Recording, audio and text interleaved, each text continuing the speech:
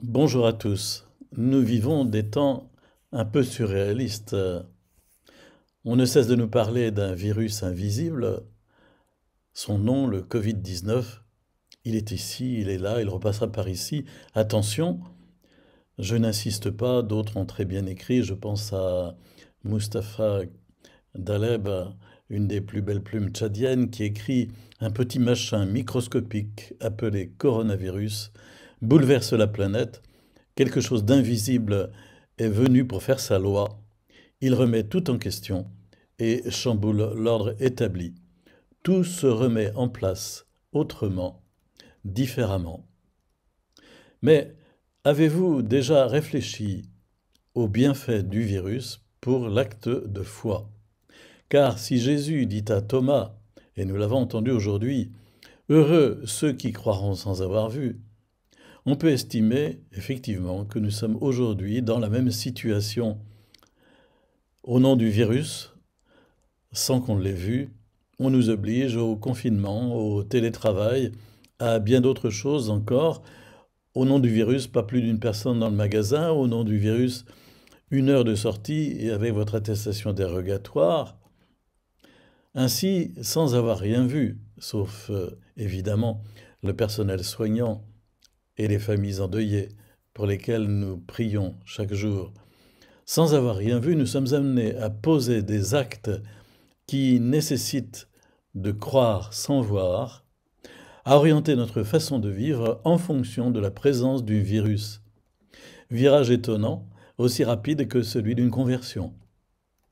Certes, la vraie foi est libre et ne se vit pas sous la contrainte, mais sur la douce invitation de celui qui nous aime, Jésus.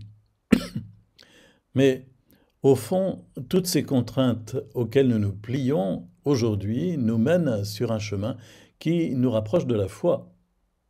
Alors ne soyons pas complexés de croire en la résurrection de Jésus. Nous croyons sans avoir vu, nous croyons sur le témoignage de ceux qui ont vu Jésus ressuscité et sur l'appui de notre propre expérience intérieure. Nous sommes amenés à poser des actes qui semblent étranges à ceux qui nous entourent. Mais c'est parce que Jésus ressuscité est passé par là, un peu comme le virus, et qu'il nous a transformés. Il a touché nos cœurs, il a changé nos vies, nous vivons autrement, et les actes que nous posons sont orientés en fonction de sa présence invisible. Au fond, voici une belle occasion de faire comprendre la simplicité de la foi. Mais alors que le virus nous renferme sur nous-mêmes, nous oblige au confinement, le ressuscité nous fait sortir aux périphéries, comme dirait le pape François. Regardez les apôtres, barricadés et confinés après la mort de Jésus, voici que l'annonce de sa résurrection et ses apparitions ont provoqué un déconfinement progressif, une libération jusqu'à l'explosion de la Pentecôte.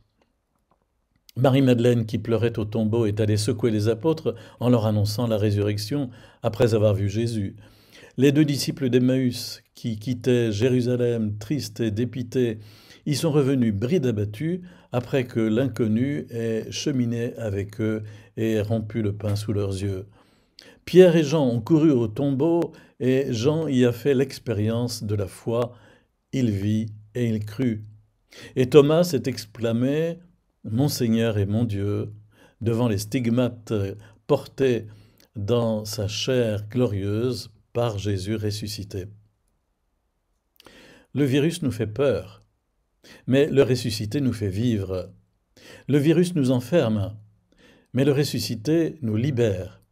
Et le déconfinement, comme je le soulignais déjà dimanche dernier, le déconfinement nous libère jusqu'en vie éternelle. Alors que l'humanité vivait à l'ombre de la mort, il est venu illuminer ceux qui demeurent dans les ténèbres et l'ombre de la mort, comme le dit Zacharie dans l'Évangile selon saint Luc. Il est venu affranchir tous ceux qui, leur vie entière, étaient tenus en esclavage par la crainte de la mort, comme il est dit dans la lettre aux Hébreux. Jésus nous apporte la joie d'une vie glorieuse au-delà de la mort. Et tout cela est magnifiquement exprimé dans le passage de la première lettre de Pierre que la liturgie de ce dimanche nous offre en seconde lecture. Béni soit Dieu, le Père de notre Seigneur Jésus-Christ. Dans sa grande miséricorde, il nous a fait renaître pour une vivante espérance, grâce à la résurrection de Jésus-Christ d'entre les morts, pour un héritage qui ne connaîtra ni corruption, ni souillure, ni flétrissure. Cet héritage, vous remarquez bien ce mot, cet héritage vous est réservé dans les cieux, à vous que la puissance de Dieu garde par la foi pour un salut éternel prêt à se révéler dans les derniers temps. Ainsi, vous exultez de joie, même s'il faut que vous soyez affligés pour un peu de temps encore, par toutes sortes d'épreuves. Elles vérifieront la qualité de votre foi, qui a bien plus de prix que l'or, cet or voué à disparaître, et pourtant vérifié par le feu, afin que votre foi reçoive louange, gloire et honneur quand se révélera Jésus-Christ. Lui, vous l'aimez sans l'avoir vu, en lui, sans le voir encore, vous mettez votre foi, vous exultez d'une joie inexprimable et remplie de gloire, car vous allez obtenir le salut de vos âmes, qui est l'aboutissement de votre foi.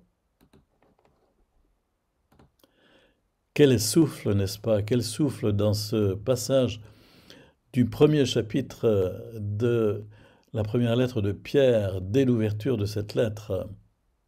Alors, au long des semaines qui viennent, tout en respectant les gestes barrières, afin de préserver la vie terrestre que Dieu nous donne à tous, ne vivons pas au nom du virus, mais vivons au nom de Jésus, le ressuscité.